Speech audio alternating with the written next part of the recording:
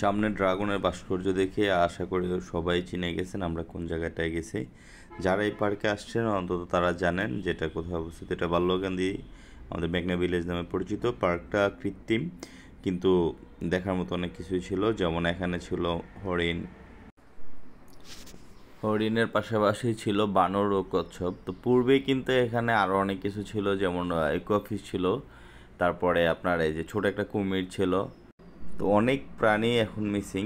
আমি পার্কের কর্তৃপক্ষকে বলবো যে এগুলো আবার পুনরায় যাতে সংযুক্ত করা হয়। তো এই বানরটা থেকে সাবধান, ও কিন্তু কাছে গেলে হঠাৎ করে আক্রমণ করে, যেটা আমরা অনেকেই জানি না। আর এই পার্কটাতে আরেকটা বিশেষ বৈশিষ্ট্য হলো যে অনেকগুলা গাছপালা ওরা রোপণ করছে, যেগুলা পার্কের সৌন্দর্য আরও বাড়াই দিছে। আর বাচ্চাদের নিয়ে এই পার্কটাতে খেলতে বা ঘুরতে একটু ভালোই লাগবে, কারণ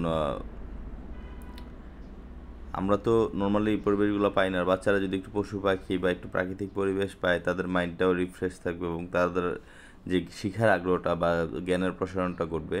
তো যেহেতু আমার ছেলের 1 বছর পূর্তি, সেই ক্ষেত্রে চিন্তা করলাম যে তাকে নিয়ে একটু ঘুরেই আসা যায়। আর এই পার্কটা যেহেতু আমার বাসার একদম কাছেই, এবং এনে কিছু কিছু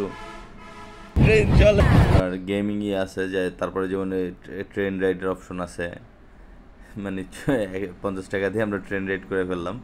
তো আমার ছেলে এমনিতে ভ্রমণ অনেক পছন্দ করে, আর যদি সেই ভ্রমণটা আমাদের বাসার আশেপাশে হয় তাহলে তো সমস্যাই নেই। আর ঢাকা থেকে ওই পার্কটাতে আসতে বেশিক্ষণ সময় লাগবে না। গুলিস্তান থেকে হয়তো 45 থেকে 50 মিনিটের মতো সময় লাগবে। আপনি গুলিস্তানে এসে দাউদকান্দি গুলিস্তান নামে বিআরটিসি কাউন্টার আছে, অথবা আপনার গজারিয়া গুলিস্তান নামে বাস আছে। এছাড়া আপনি এই ঢাকা কুমিল্লাগামী যে কোনো বাসে উঠলেই আপনার মেঘনা ব্রিজের পরেই বালুয়াকান্দি গ্রামে এই পার্কটা অবস্থিত। জাস্ট বললেই চলবে, যে কেউ আপনাকে দেখাই দেবে রাস্তার একদম সন্নিকটে।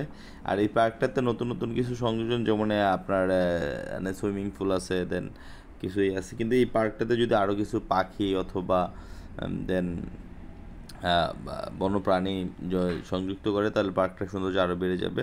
এখন যা আছে মোটামুটি ভালো আছে, কিন্তু যদি তারা পার্কটার সৌন্দর্য বৃদ্ধি করতে চায়, সেক্ষেত্রে এইগুলা সংযোজন করা দরকার। আর বাচ্চারা এইসব পার্কে খেলাধুলা করতে খুবই পছন্দ করে, কারণ বাচ্চাদের খেলার মতো অনেক ইকুইপমেন্ট আছে, যেগুলো বাচ্চাদের খেলার জন্য খুবই উপযোগী। তো সবাই আমার সন্তানের জন্য দোয়া করবেন এবং ভালো থাকবেন। আসসালামু আলাইকুম।